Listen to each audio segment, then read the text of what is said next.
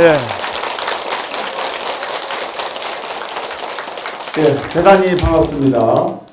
2년 전에 보각사법담 스님의 술술 풀리는 소원성취 이야기 원이 전국으로 큰 반향을 일으켰습니다. 그리고 또 1년간 21세기 푸르나 붓다의 제자들을 제가 MC로서 진행자로서 진행하고 그 이제 다시 보각사법담 스님의 술술 풀리는 소원성취 이야기 시즌2로 시청자 여러분들과 전국의 불자인 여러분들과 또 보각사 신도님들과 1년간 힘차는 법문으로 여러분들께 용기와 희망을 드리도록 하겠습니다. 그리고 매주 일요일날 오전 10시에 부산 보각사에서 매주 일요일날 오전 10시에 부산 보각사에서 녹화를 하고 있으니까 전국의 시청자 여러분들은 편안하게 매주 일요일날 10시 오시면 법담 스님의 힘찬 강의를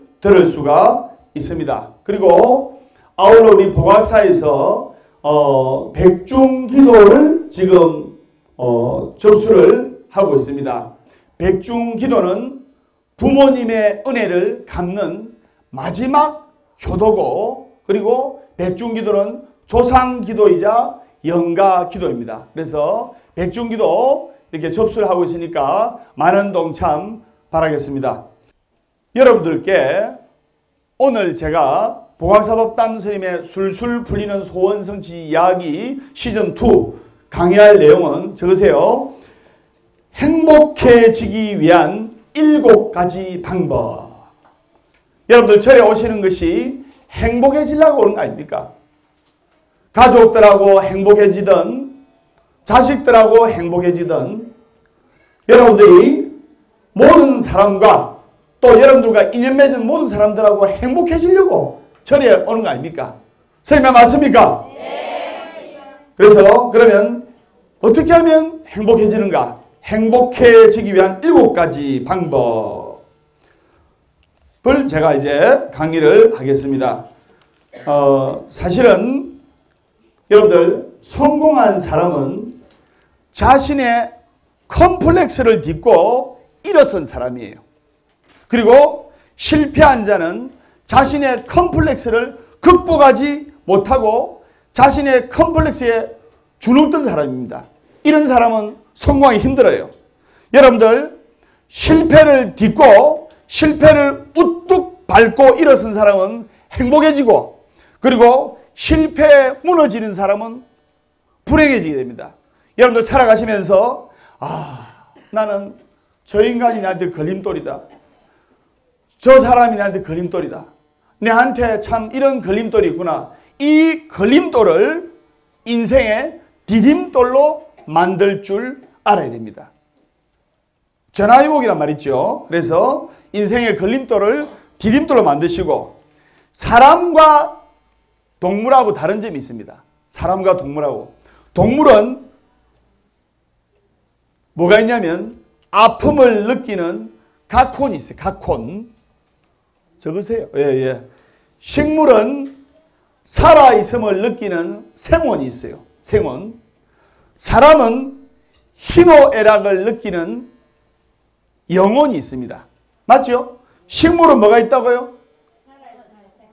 생원, 살아있음을 느끼는 생원. 동물은 각혼. 사람은 영혼이기 때문에 감정 조절을 합니다.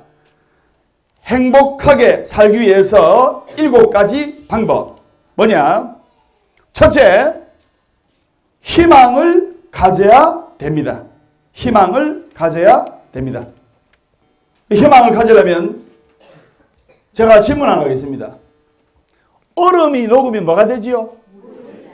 아니지. 그건 일반 평상적인 생각이고, 얼음이 녹으면 물이 된다고 생각하는 것은 그냥 평상적인 생각이고, 얼음이 녹으면 봄이 온다. 아시겠습니까? 얼음이 녹으면 봄이 온다. 희망을 잃으면 안 돼요. 그리고 희망은 공짜입니다. 돈이 드는 게 아니에요. 내 마음속에 희망이 있는 사람은 좌절과 아픔과 실패와 고통과 슬픔이 있어도 이겨낼 줄 알고, 희망이 있는 사람은 그 아픈 감정들을 기쁨과 행복과 축복과 감사로서 극복을 할 수가 있는 겁니다.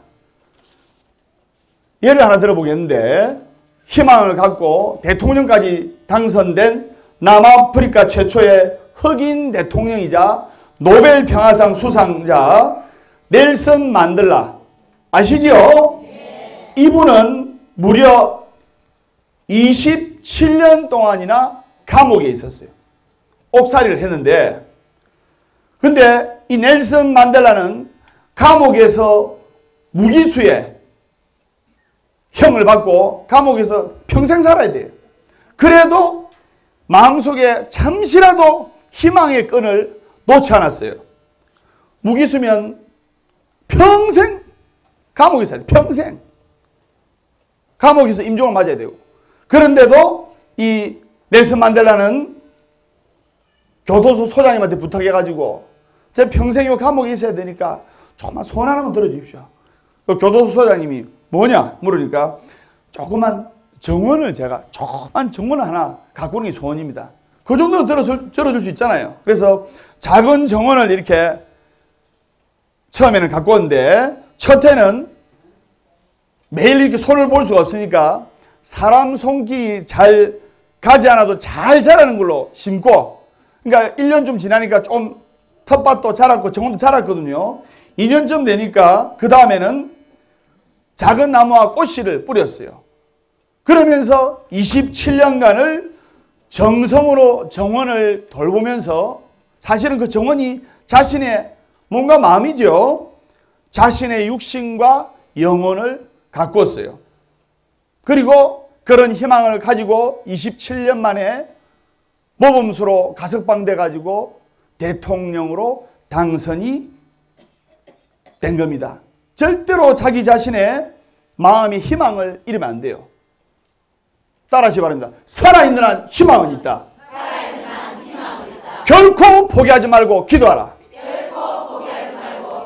괴로우면 기도하고, 외로우면 염불하고, 조용하면 참선 독경하라.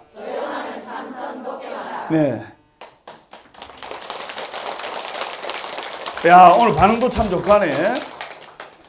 행복 디자이너라는 별명을 가진 최윤희 여사가 한 말이 있어요.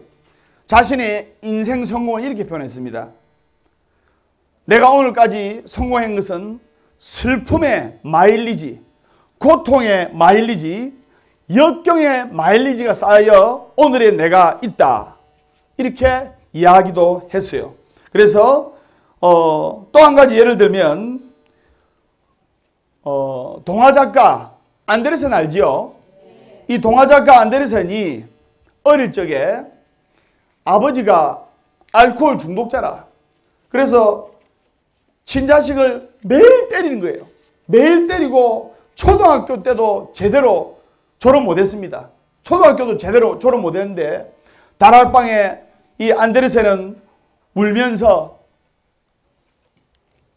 알코올 중독자인 아버지가 맨날 자기를 때리는 것을 마음속에, 우리 아버지는 정말 좋은 사람이야.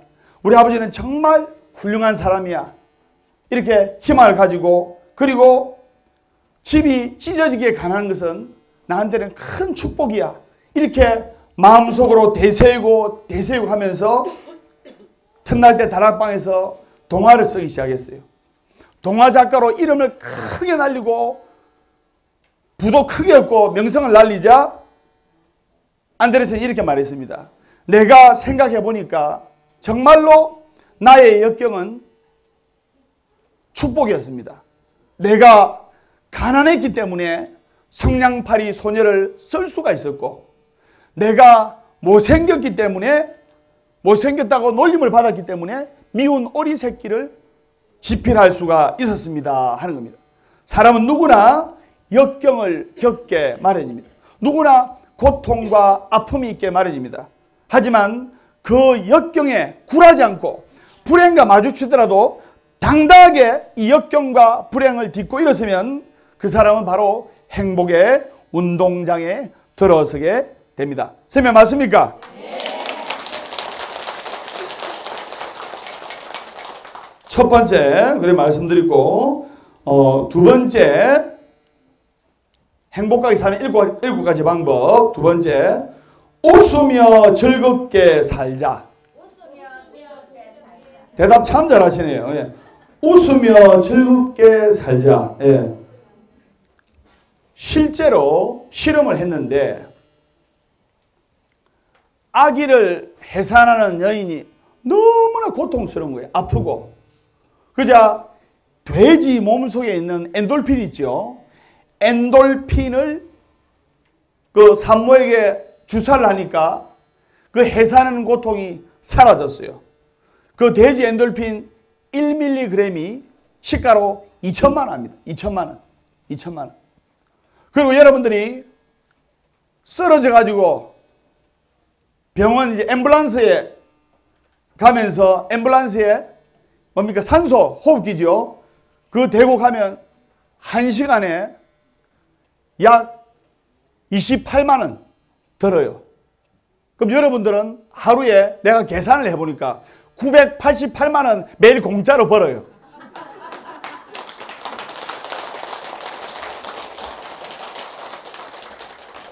돼지 엔돌핀을 해산하는 여인한테 이렇게 넣으니까 이 고통이 사라진다는데, 그러면 웃으며 즐겁게 살면은 몸에서 베타 엔돌핀이 나옵니다.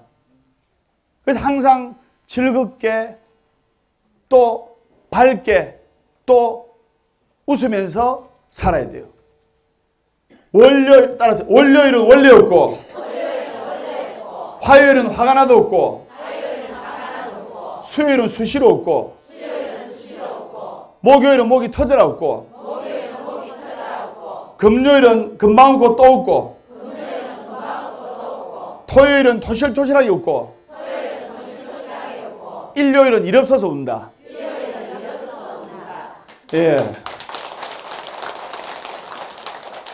실제로 100살 넘게 장수하는 사람들을 보니까 분석을 하니까, 전 세계 100살 넘게 장수하는 사람들을 분석을 하니까 이 사람들은 마음속에 우리 살아가면서 슬픈 기억, 아팠던 기억, 아픔, 괴로움, 상념 이런 게 많이 있잖아요. 마음속에 주로 행복했던 거, 좋았던 기억, 아름다운 기억들만 생각을 해요. 그리고 100살 넘어 살면, 보살님이 100살 넘어 살면 옆에 가족들 돌아가신 분도 많잖아요.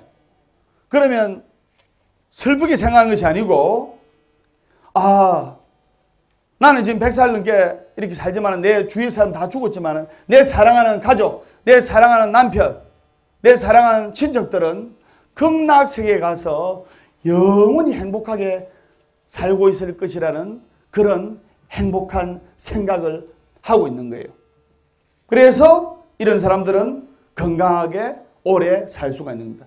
어차피 인생은 극히 주관적입니다.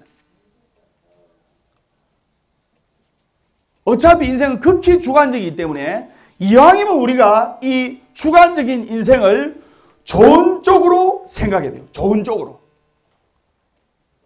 내 마음속에 희망을 가지고 웃으며 즐겁게 살려고 노력해야 되고, 그리고 희망과 웃음은 긍정적인 생각에서 나오고 절망은 부정적인 생각에서 나옵니다. 그래서 이런 부정적인 생각을 버려야 돼요. 맞죠? 그리고 또 우울증이 잘 오는 예를 들면 실제로 오늘 과학자가 실험을 했는데 어제도 스님이 지나가면서 이야기를 했는데 쥐를 A그룹, B그룹, C그룹 이렇게 나눠가지고 쥐를 50마리 A그룹, 50마리 B그룹, 50마리 C그룹 해가지고 A그룹은 24시간 자극을 줬어요. 힘들게 했어요. A그룹은. B그룹은 전혀 자극을 안 줬고 C그룹은 자극을 줬다가 안 줬다가 30분은 자극을 줬다가 30분은 자극을 안 줬다가 그런데 우울증에 걸린 G그룹은 여러분들 알기로 A하고 C인 줄 알았는데 AC가 아니고 AB가 똑같이 심한 우울증에 걸렸어요. A그룹은 계속 자극과 고통을 줬어요. 잠시라도 벗어날 길이 없어요. 그래서 우울증에 걸렸고 B그룹은 너무 편하니까 무의도식에 빠져가지고 편하니까 편한 줄 몰라. 그러니까 할 일이 없고 편하니까 이 우울증이 빠진 거예요. 세 번째 그룹은 자극을 줬다가 멈췄다가 자극을 줬다가 멈췄다 하는 이 쥐들의 세 번째 그룹은 지금은 자극을 받아서 고통스럽고 괴롭지만은 조금 지나면 편안해질 것을 마음속에 갖고 있기에 쉽게 우울증에 빠지지가 않았어요. 그만큼 내 마음속에 희망과 이 믿음은 살아가는 큰 여러분들한테 약이 될 수가 있는 겁니다. 무슨 말인지 아시겠죠? 네. 그런 자극들이 여러분한테 행복하게 만드는 디딤돌이 된다 이 말입니다. 그리고 사람과 아까 이제 엔돌핀 이야기를 했는데 이렇게 밝게 웃어도 엔돌핀이 나오고 사람과 사람 사이에 마음으로 사랑을 하든 영혼으로 사랑을 하더라도 이런 사람들은 우울증에 걸리지가 않습니다. 그래서 그 다음에 세 번째 욕심을 버리고 나누며 살자. 행복하게 사는 7가지 방법. 욕심을 버리며 나누며 살자. 욕심을 버리고 나누며 살자. 우리가 살아가는 데 있어서 작은 욕심 때문에 인생을 망치는 사람들이 너무나 많습니다. 거기에 관한 예를 들겠는데 원숭이를 이제 실험용으로 쓰기 위해서 원숭이를 잡으려고 하는데 원숭이를 산채로 잡기가 쉬워요? 어려워요? 많이 어렵죠? 실험용으로 쓰려고 산채로 잡으려고 하는데 원숭이는 어디에 있습니까? 나무, 높은 나무에 있잖아요. 그래서 도저히 사람 손으로 잡을 수가 없으니까 마취총이나 수면총을 탁 쏩니다. 그럼 탁 맞으면 높은 나무에서 떨어지지 않습니까? 떨어지면 다쳐야 안 다쳐요? 다친다든지 부러진다든지 죽기 때문에 정말 잡기가 힘들어요. 그런데 원숭이를 딱 간단하게 잡는 비결 하나는 원숭이의 욕심을 이용을 해요. 어떻게 하느냐? 이만한 바나나가 아니고 이만한 큰 상자 안에 큰 돌을 넣어놔요. 그리고 그 안에 원숭이가 바나나도 좋아하지만 튀긴 닭다리를 그래 좋아한답니다. 원숭이 손이 딱 들어갈 수 있을 만한 구멍을 딱 내가지고 그 안에 튀긴 닭다리를 넣어놔요. 그 옆에는 커다란 돌이 들어있죠. 그러면 이제 원숭이가 냄새를 맡고 손을 넣어요. 손을 딱 넣어가지고 닭다리를 잡습니다. 그때 사람들이 원숭이를 안 다치게 잡아야 될 거 아닙니까? 그물을 가지고 뛰어듭니다. 그러면 놓고 도망가면 되는데 절대로 안 나요. 잡은 상태에서 닭다리를 잡은 상태에서 들고 도망을 갑니다. 그러면 그 큰 바위에 큰 돌, 큰 상자 안에 큰 돌이 들었지요. 그러면 몇십 미터도 못 가가지고 지쳐가지고 잡힙니다. 그래도 안 나와요. 욕심을 버리며 나누며 살아야 됩니다. 욕심을 버리고 나누며 살아야 됩니다. 그걸 여러분들이 아셔야 돼요. 그래서 세 번째고 부처님 말씀에 떠오르는 부처님 말씀인데 많은 것을 탐하면 많은 것을 잃고 높아지려 할수록 낮아진다는 말이 있습니다. 한번 따라해 주시겠습니까? 많은 것을 탐하면 많은 것을 잃고 높아지려 할수록 낮아진다. 예, 그래서 욕심을 버리고 나누며 살아야 됩니다. 이 몇 번째입니까? 세 번째지요. 예, 그 다음에 네 번째, 감사할 줄 알자. 감사할 줄 아는 마음이 행복으로 가는 지름길입니다. 그래서 내 마음속에 감사하는 마음이 감사하는 상황을 만듭니다. 내 마음속에 진정으로 감사하는 마음이 감사하는 상황을 만들어요. 그러면 불평불만하는 마음이 불평불만하는 상황을 초래하게 됩니다. 내 마음속에 감사하는 마음보다 불평과 불만과 비관으로 많이 차 있으면 그 사람의 인생도 불평, 불만, 비관하는 쪽으로 쏠리게 되어 있습니다. 그리고 부자가 되는 제일 빠른 지름길은 바로 감사하며 사는 겁니다. 그것을 여러분들이 아셔야 돼요. 몇 번째 했습니까? 네 번째 했지요? 자, 다섯 번째, 소박하게 살자. 소박하게 살자. 자, 이게 뭐냐면 먹는 것도 소박하게 먹어야 되고, 그리고 소박하게 먹어서 몸을 가볍게 해야 되고, 제가 보기에는 이래도 몸이 가볍습니다. 예. 그리고 소박하게 생각해서 영혼을 편안하게 해야 돼요. 소박하게 생각해서 몸과 마음의 영혼을 편안하게 해야 됩니다. 너무 복잡하게 생각한다고 해서 되는 게 아닙니다. 설명 맞습니까? 네. 그래서 큰 사업하시는 분들은 복잡하게 생각 안 해요. 큰 사업하시는 분들은 재물이 나갔죠. 아, 그럼 내가 좋은 인생 수업을 했는가 보다 이 생각하고, 그래서 소박하게 생각해서 내 몸과 마음의 영혼을 편안하게 해야 됩니다. 그게 다섯 번째. 그 다음에 여섯 번째, 재밌게 일하고 세상의 보탬이 되자. 따라하세요. 재밌게 일하고 세상의 보탬이 되자. 재밌게 일하고 세상의 보탬이 되는 삶을 살아야 됩니다. 그래야 행복해지는 여섯 번째 단계가 됩니다. 그 다음에 일곱 번째, 보람 있게 살자. 여러분들 지금 보람 있게 부처님 품에서 기도하고 있습니다. 여러분들 미래가 참 궁금하지요? 네. 과거야 지나간 거니까 알 수 있지만 미래는 아무도 모르잖아요. 한치 앞을 모릅니다. 한치 앞을. 부처님 말씀에 너의, 따라하면 적으세요. 너의 과거를 알고 싶거든. 너가 지금 받고 있는 것을 보고 너의 미래를 알고 싶거든. 너가 지금 하고 있는 것을 보아라. 이걸 이제 전생, 금생, 내생을 붙이면 너의 전생을 알고 싶거든.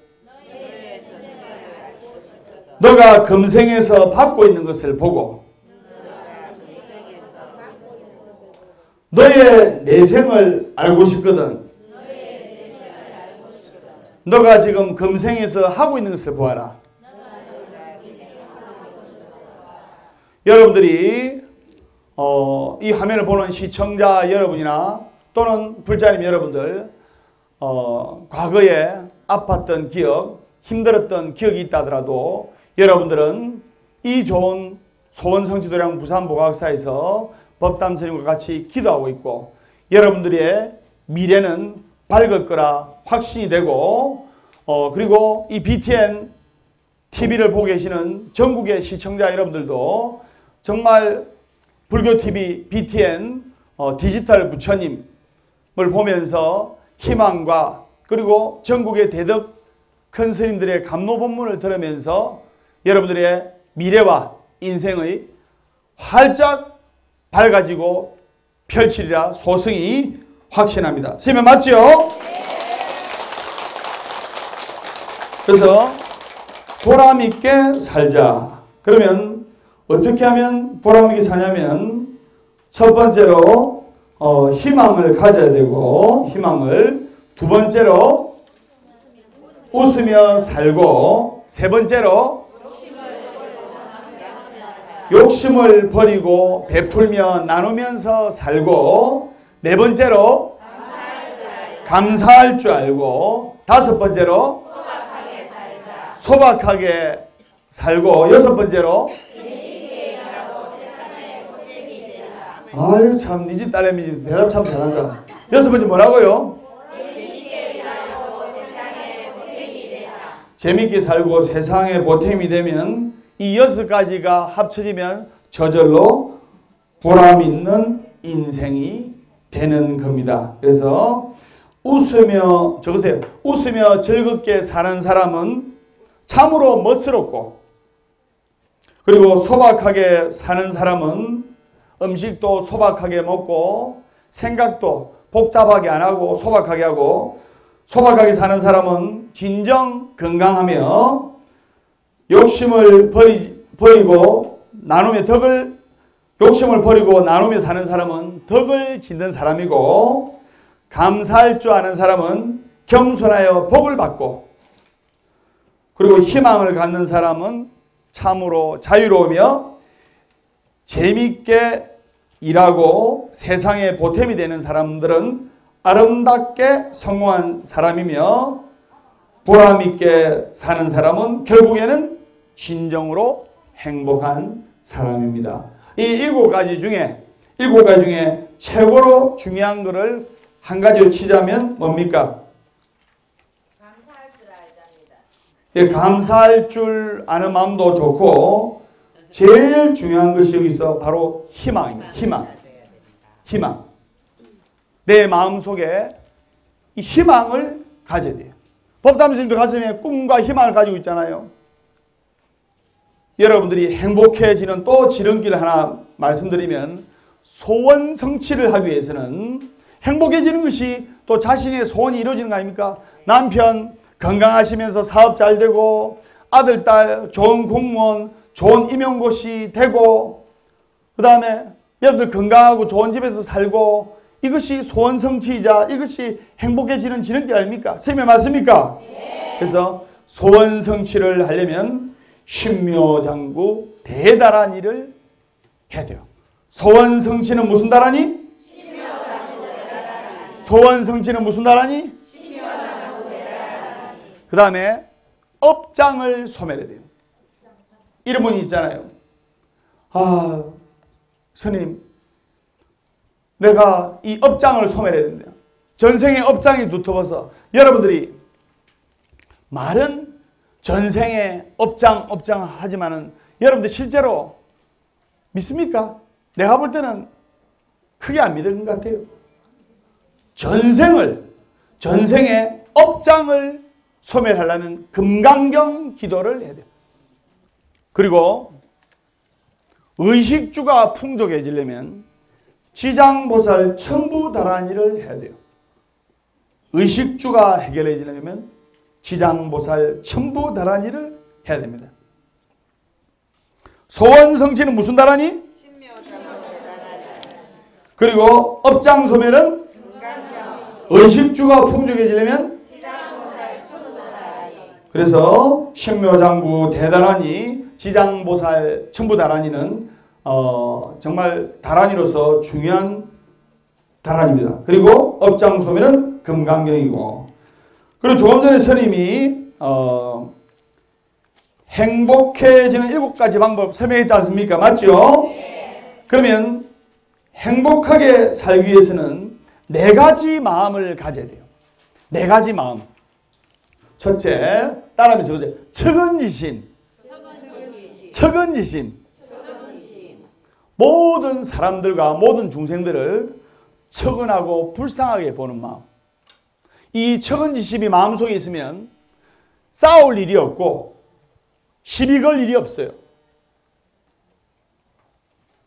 여러분, 어머니가 아들, 딸이 잘났든 못났든 척은한 마음으로 불쌍한 마음으로 보지 않습니까? 선생님 맞습니까? 네. 그래서 모든 사람들을, 모든 중생들을 척은지심, 척은하고 불쌍하게 보는 마음. 행복하게 살기 위한 4가지 마음. 2번째, 수호지심. 수호지심. 의로움의 실마리로 세상살이를 하며 부끄러워할 줄 아는 마음. 행복하게 살려면 너무 뻔뻔스러워도 안 돼요. 그래서 의로움의 실마리로 세상살이를 하며 부끄러워할 줄 아는 마음. 그 다음에 사양지심. 사양지심. 사약지심이 아니고 사양지심. 예. 사양할 줄 알고 늘 겸손한 태도의 마음. 사양할 줄 알고 늘 겸손한 태도의 마음. 적었습니까? 네. 첫 번째 무슨 지심? 옳지. 2번째 수호지심. 3번째 사양지심. 4번째는 시비지심. 지혜의 실마리로 옳고 그름을 잘 분별할 줄 아는 마음이다 이 말이에요. 시비를 걸으라는 뜻이 아니고 지혜의 실마리로 옳고 그름을 잘 분별할 줄 아는 마음이다. 그래서 행복하게 살기 위한 4가지 마음, 척은지심, 수호지심, 사양지심, 시비지심. 우리 절에서 실제로 있었던 이야기인데, 텔레비에 법담스님 불교TV BTN에 이렇게 강의하고 이래 나왔던 이 모습을 보고 어떤 시외에 사는 신도님이 지금 보각사에 전국에서 지금 신도님들이 전국에서 나옵니다. 전국에서 오시는데 저 멀리 시외에서 왔는데 이분 소원이 아들이 임용고시에 무려 9번을 떨어졌어요. 보각사 오기 전에 무려 임용고시를 9번을 떨어져 가지고, 그것도 이 아들이 장남이라. 그래서 엄마가 정말 괴롭고 또 밤잠 설쳐가면서 여러분 사랑하는 아들이, 대부분 아들 있죠. 또 사랑하는 큰딸이 직장도 안 다니고 아무것도 안 하고 나는 오로지 임용고시에 시험에 걸리겠다고 한눈만 파서 37살까지 직장도 없고 아무 할 일도 없이 이 시간만 보내면 그 어머니의 심정은 어떻겠습니까? 그 아버지, 남편은 아내 보고 네가 자식 잘못 키웠다 해서고 너무나 괴로워한 찰나에 우연찮게 이 보화사에 왔습니다. 보화사 와서 법담 스님하고 같이 간절하게 기도를 해서 밖에서 9번 떨어졌지만 여기 와서 첫 번째 도전이죠. 그래서 첫 번째 도전 끝에, 즉 10번째 이제 도전하게 된 겁니다. 도전에 합격을 해서 임용고시에 당당히 합격을 해가지고 우리 절에 와서 우리 신도님들한테 감사의 인사를 하고 37살 된 아드님 직접 와서 여러분들 인사해 보셨지요? 예. 보셨어요? 안 보셨어요? 그래서 지금 아주 열심히 선생님으로서 잘 살아가고 있습니다. 여러분들은 보각사는 성공하는 도량입니다. 성공하는 도량에 와서 같이 기도를 하면 성공을 하게 되어 있습니다. 혹시 내 마음속에 좀 힘들고 고통스럽고 아프고 괴롭고 하더라도 이 아픔과 괴로움을 참고 열심히 한옥을 파면서 열심히 기도를 하면 반드시 이 화면을 보는 전국의 시청자 여러분, 또 불자님 여러분들, 부처님의 자비강명이 비추리와 소승이 확신이 됩니다. 설명 맞습니까?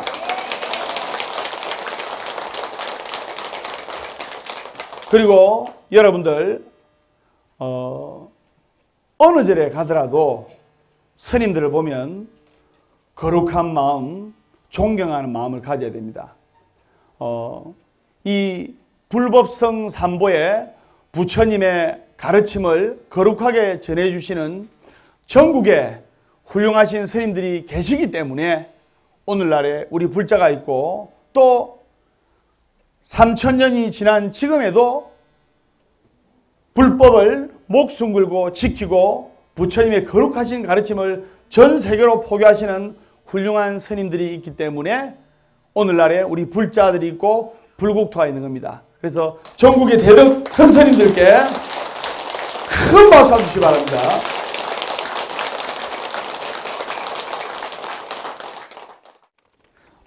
그리고 백중에 관해서 스님이 간단하게 설명을 드려야 되는데 음력 4월 보름에 결제를 해가지고 음력 7월 보름에 해제를 합니다.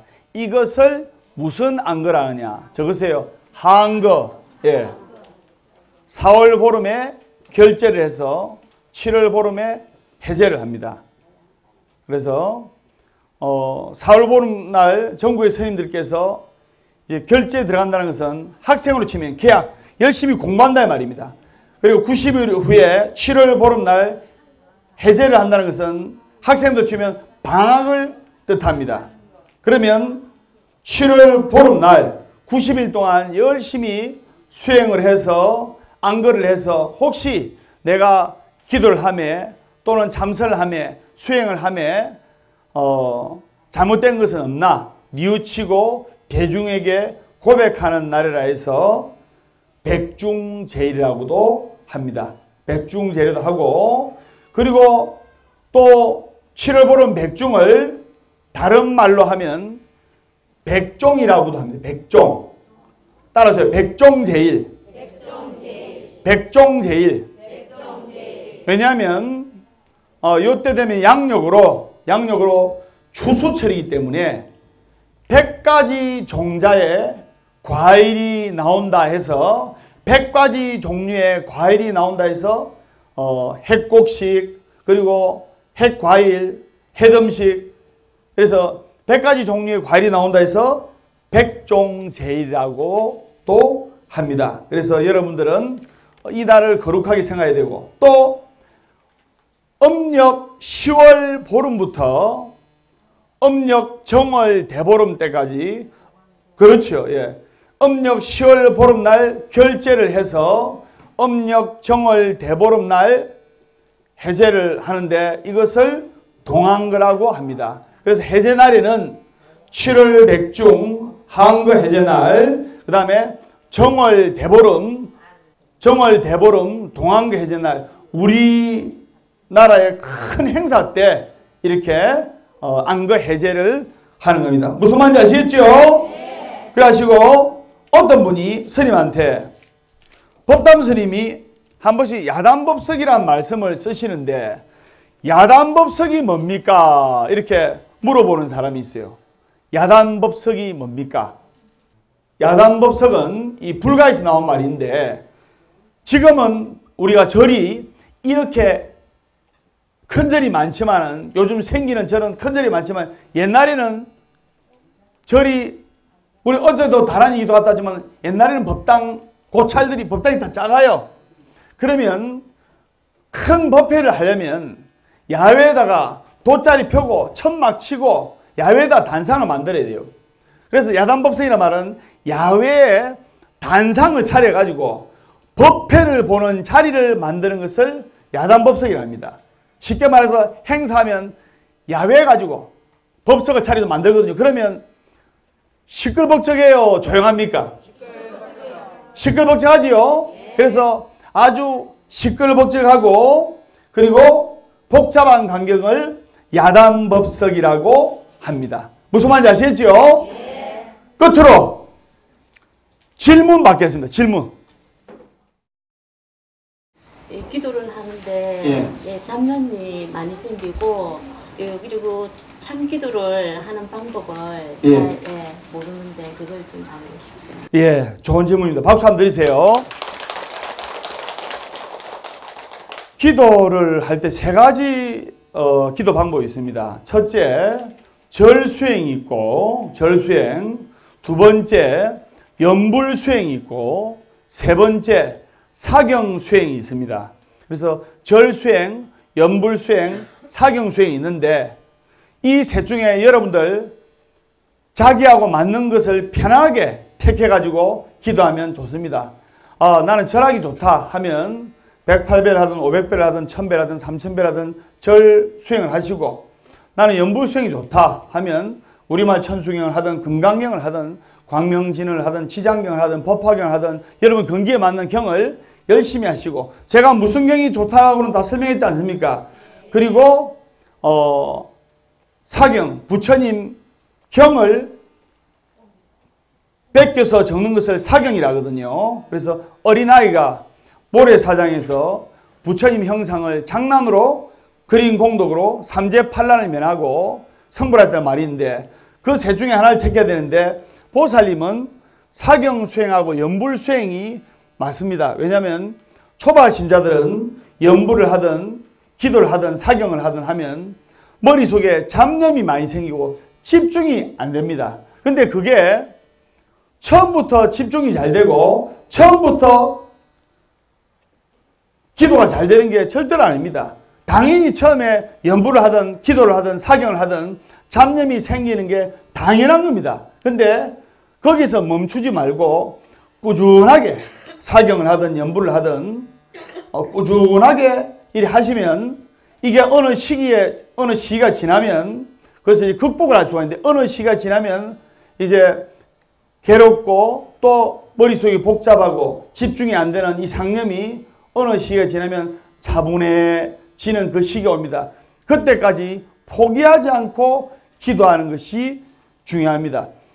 많은 분들이 이럴 때 기도를 그만두고 또 기도를 멈추고 하시는 분들이 많습니다. 그래서 어떻게 처음부터 집중이 잘 되겠습니까? 무슨 말인지 아시겠죠? 네. 그렇게 아시기 바랍니다. 예. 그래 하시고, 보아사법담 스님의 술술 풀리는 소원성취 이야기, 행복하기 위한 7가지 방법을 여러분들께 제시했고, 매주 일요일날 아침 10시에 전국의 불자님들과 부산부각사 법당에서 밝고 건강한 모습으로 뵙도록 하겠습니다. 대단히 감사합니다. 다 같이 인사하겠습니다. 술술 풀릴 겁니다.